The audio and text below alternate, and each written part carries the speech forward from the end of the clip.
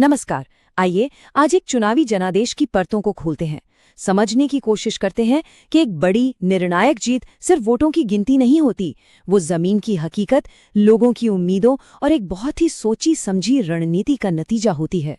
और इसे समझने के लिए हम केस स्टडी लेंगे सांबा विधानसभा क्षेत्र की। तो चलिए, जम्मू और कश्मीर के सांबा निर्वाचन क्षेत्र। यहाँ पर जो सबसे बड़ा सवाल हमारे सामने है वो ये कि इतना स्पष्ट, इतना बड़ा राजनीतिक मैंडेट आखिर बनता कैसे है। कौन सी वजह होती हैं जो वोटरों को किसी एक पार्टी या उम्मीदवार के पीछे इतनी मजबूती से खड़ा कर देती हैं।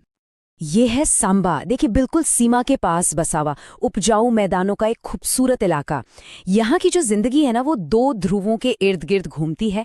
एक है खेती और दूसरा है सुरक्षा।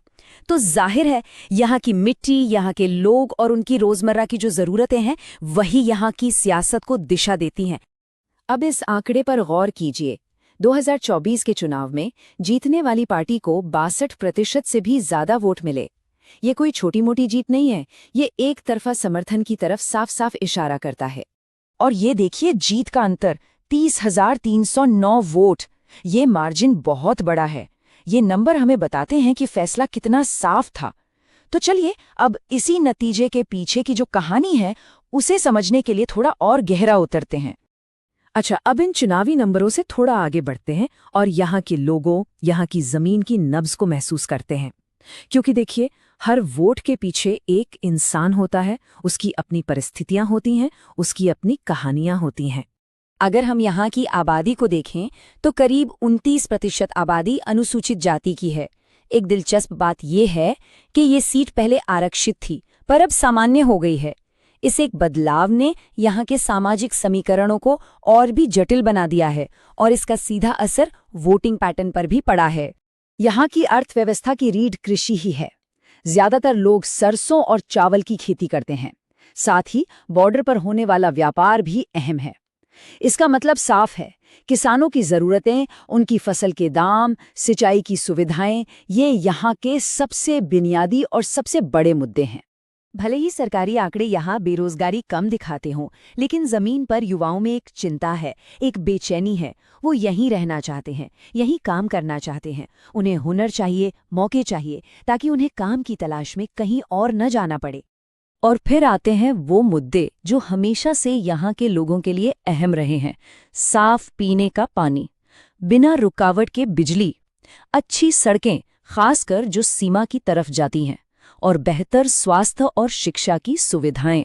ये सिर्फ मांगे नहीं हैं, ये एक सम्मानजनक जीवन जीने के लिए जरूरी चीजें हैं।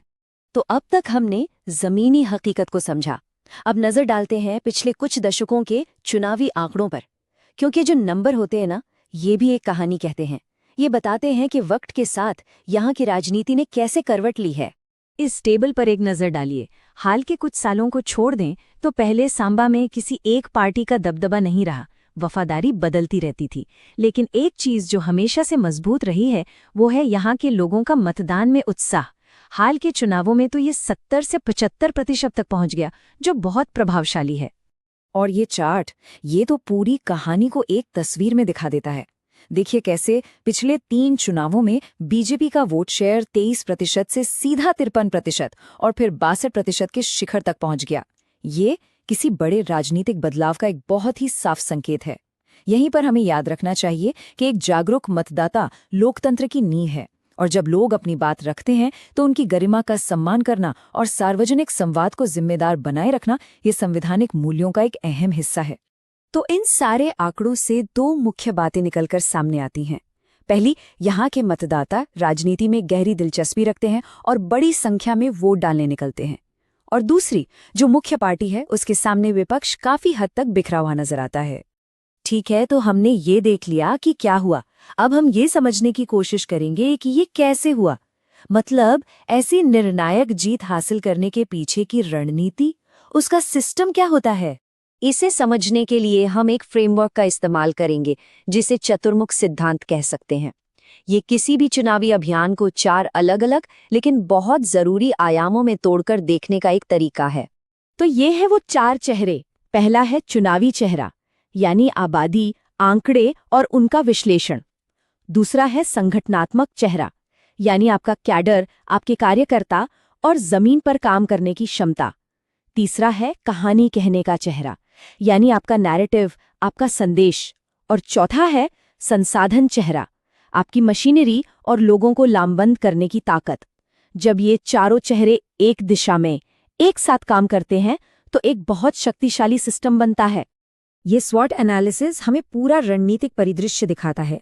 एक तरफ 62% वोट शेयर और एक मजबूत संगठन जैसी ताकतें हैं, तो वहीं दूसरी तरफ जो स्थानीय मुद्दे हैं जैसे पानी, सड़क, अगर वो अनसुलझे रहें तो सत्ता विरोधी लहर का खतरा भी हमेशा बना रहता है।